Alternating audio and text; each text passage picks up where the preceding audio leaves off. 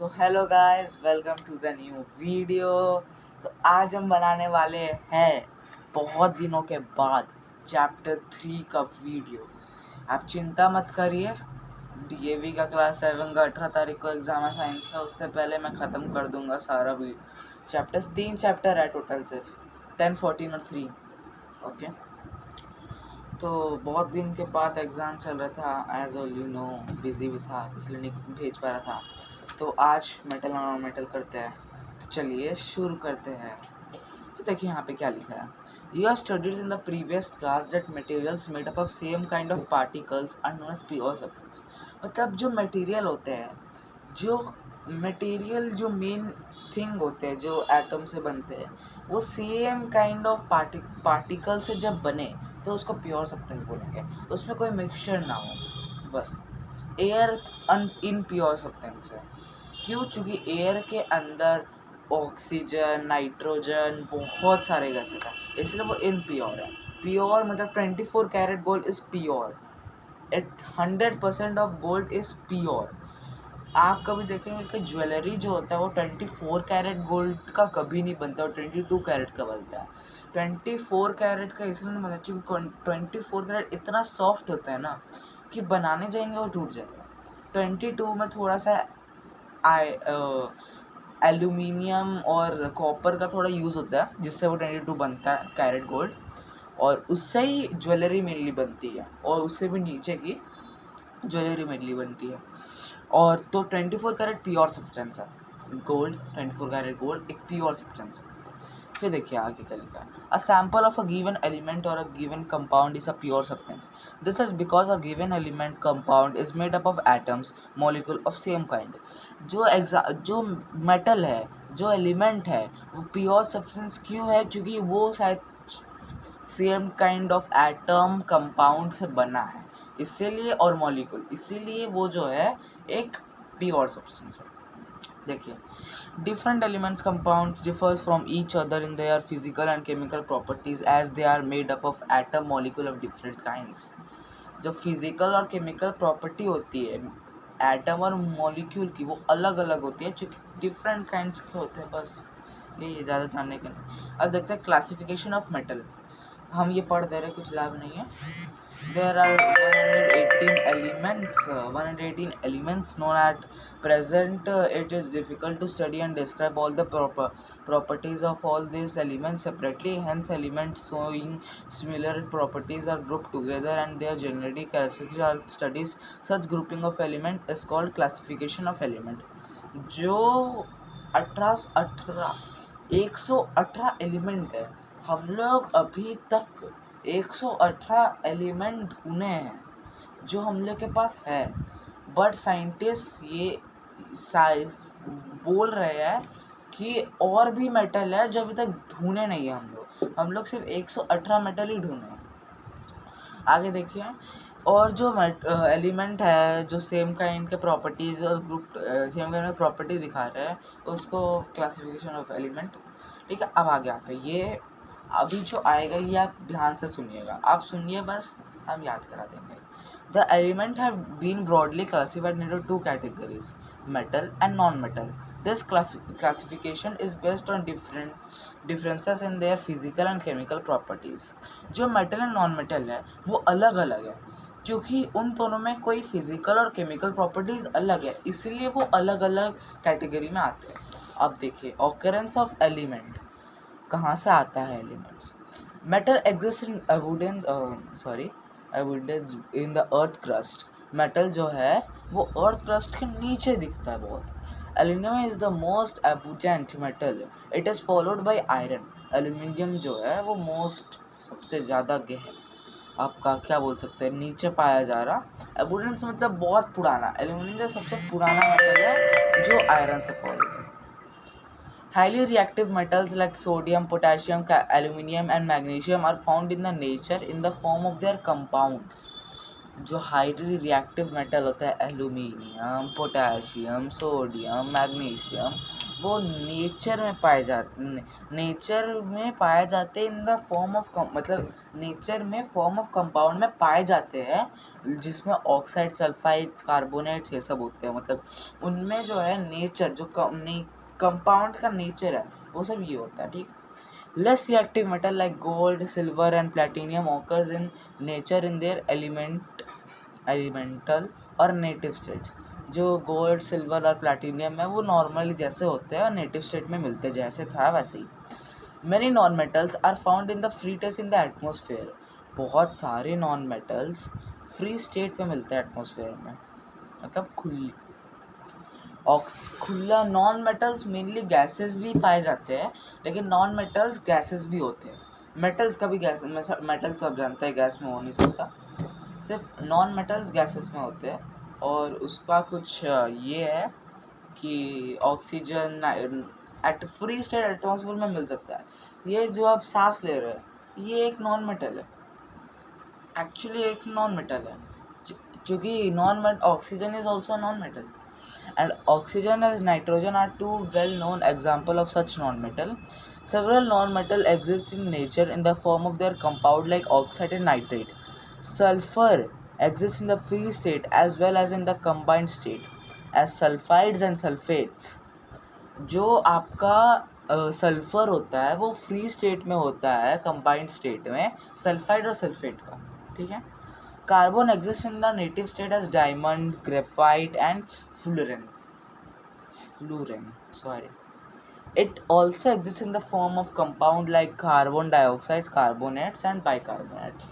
ये सब जो होते हैं नेटिव स्टेट में, ग्रेफाइट ये सब वगैरह वगैरह, बस ठीक है। Metal and mineral and ores.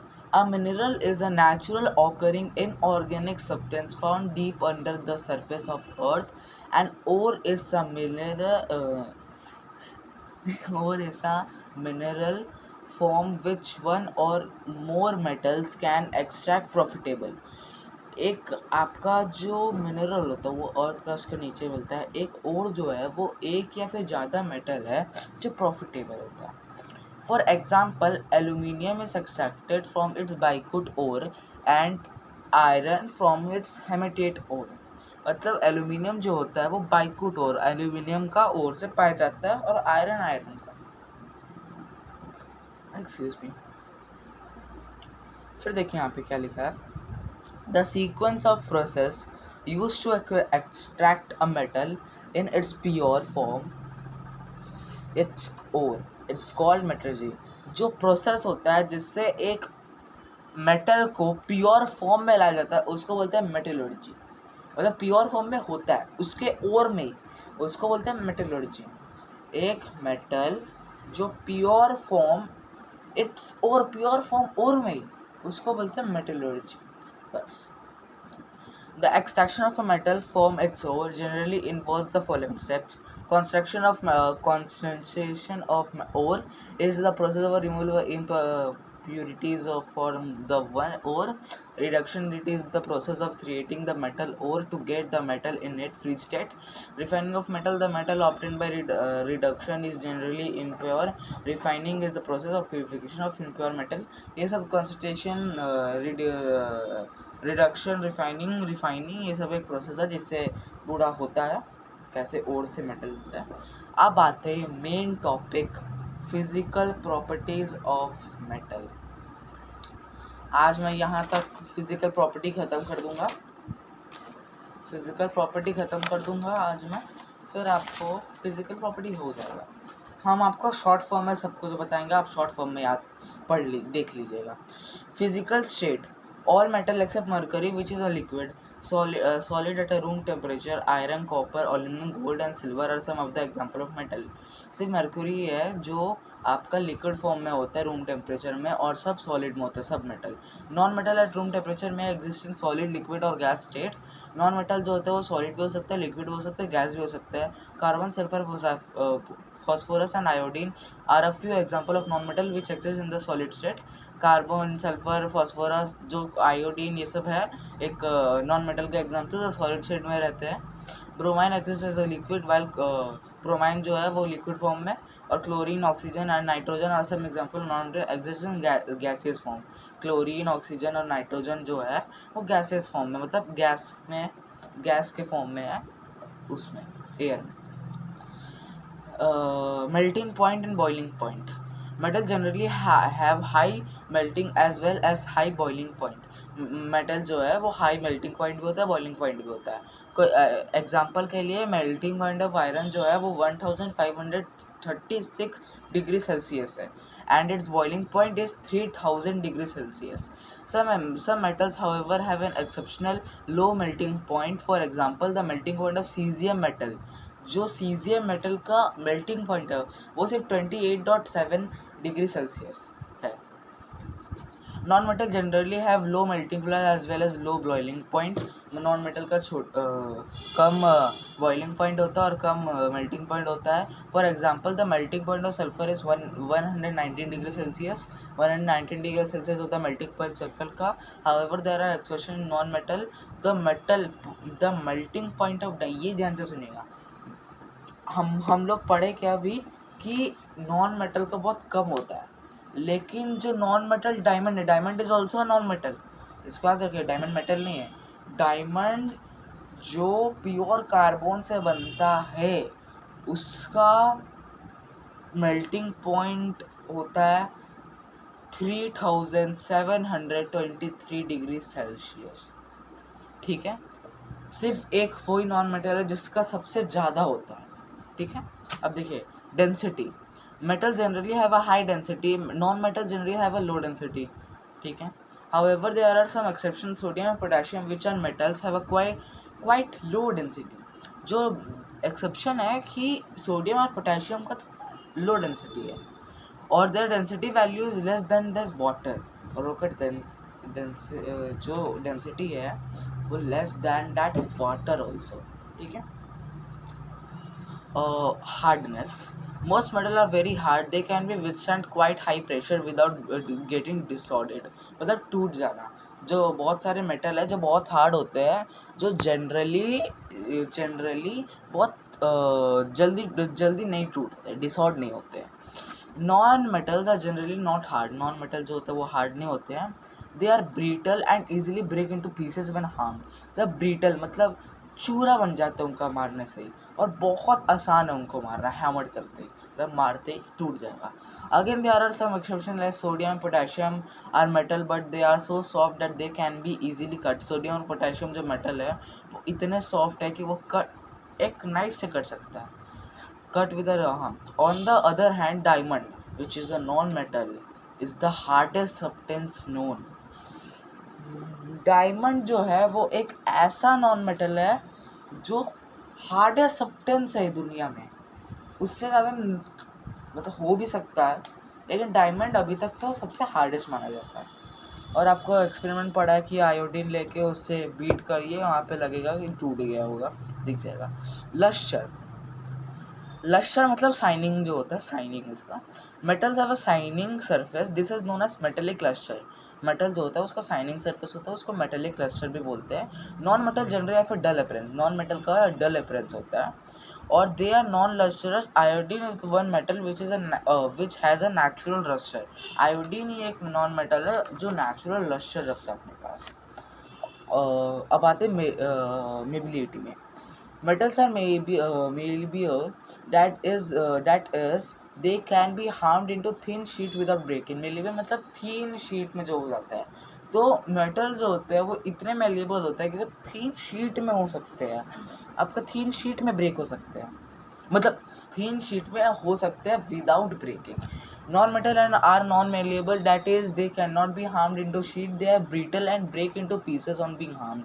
अगर उनको मारेंगे नॉन मेटल को वो टूट सकता है। वो एक लेयर एल्यूमिनियम मेटल है, एल्यूमिनियम फॉयल आप देखें इतना पतला, ठीक है, गोल्ड फॉयल, ये सब जो होता है वर्थ जो बोलते हैं उसको। अच्छा, डक्टिलिटी में metals can be drawn into thin wire, same है, वेरिएबल और डक्टिलिटी सेम है, सिर्फ एक ही फ़र्क है, मेलिबिलिटी में थीन शीट में होता है, डक्टिलिटी में वायरस में होता है, same. Metals can be drawn into thin wire. This property of metals is known as ductility. Copper, aluminium, iron wires are commonly use for electric fitting. जो कॉपर और एल्यूमिनियम होता है वो इलेक्ट्रिक वायर्स में use होता है, ठीक है, एंड आयरन भी। ऐसा क्यों, हम आपको बताते हैं। गोल्ड जो मेटल है वो गोल्ड, सिल्वर, ये सब एक्चुअली कॉपर एल्यूमिनियम से ज़्यादा मतलब फास्ट में और बिना मेल्टिंग किए कर सकते हैं। लेकिन आपको पता है गोल्ड और सिल्वर इसलिए यूज़ नहीं होता है क्योंकि वो इतने महंगे हैं ना कि उनको करने जाएंगे बहुत पैसा लग जाएगा। इसीलिए कॉपर और एल्यूमिनियम को चूज़ किया, और आयरन को भी, मेनली कॉपर होता है, ये सब को चूज़ किया गया है कि वो लोग एक सस्ते दाम में इतना अच्छा प्रोड्यूस कर सके इलेक्ट्रिसिटी, इसलिए वो सब होता है। और फिर आपका हाँ, नेट डोर्स मतलब आपका जाली जो होता है उसको बनाने में भी ये सब काम आता है।